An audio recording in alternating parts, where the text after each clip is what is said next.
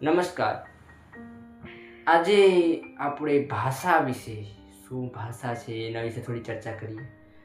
માનવ સંસ્કૃતિ અને અભિવ્યક્તિનું સશક્ત માધ્યમ એટલે ભાષા.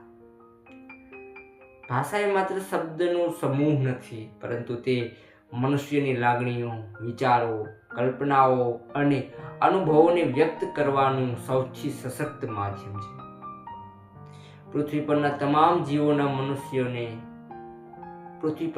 જીવોમાં મનુષ્યને જો કોઈ બાબત શ્રેષ્ઠ અને અલગ બનાવતી હોય તો તે છે ભાષા. ભાષા વિના માનવ સભ્યતાનો વિકાસ અશક્ય છે, ઓછોની અશક્ય છે.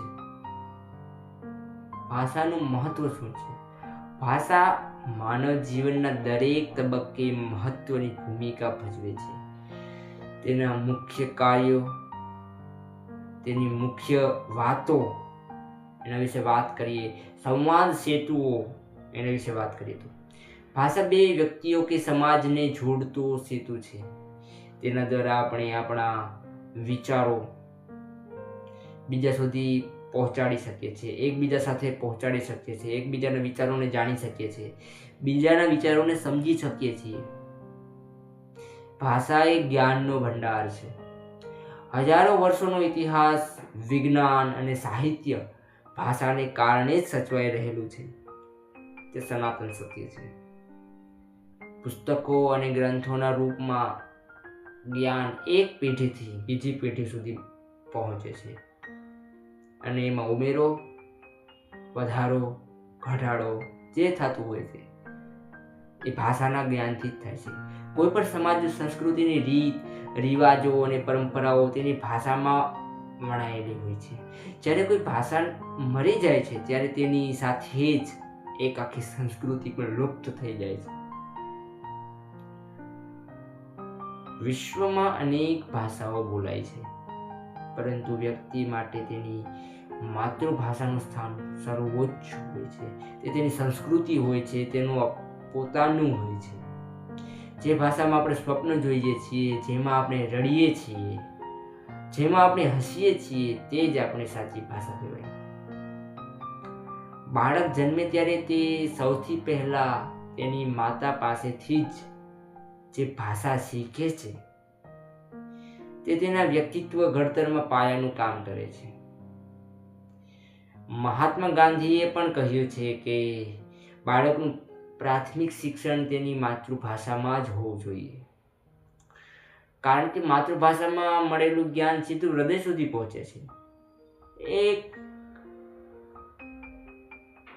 સત્ય છે. જ્યારે અન્ય ભાષાનું જ્ઞાન માત્ર મગજ સુધી જ સીમિત રહી જાય છે. માતૃભાષા એ આપણી સાથે, હૃદય સાથે જોડાયેલી ભાષા છે. આપણા જન્મતા જ આપણે જે પ્રથમ શીખ્યા, જે પ્રથમ શબ્દ બોલતા શીખ્યા, તે આપણી માતૃભાષાનો જ હતો. ભાષા એ વહેતા પાણી જેવી છે. સમયની સાથે તેમાં પરિવર્તનો આવતા રહે છે.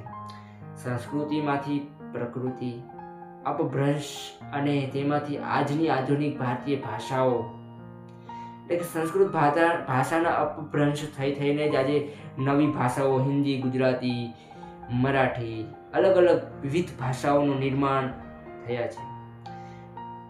આજના ડિજિટલ યુગમાં ભાષાનું સ્વરૂપ ખૂબ બદલાયું એવું લાગે છે. સોશિયલ મીડિયા અને ઇન્ટરનેટને કારણે આજે વિશ્વ એક ગામડું બની ગયું છે.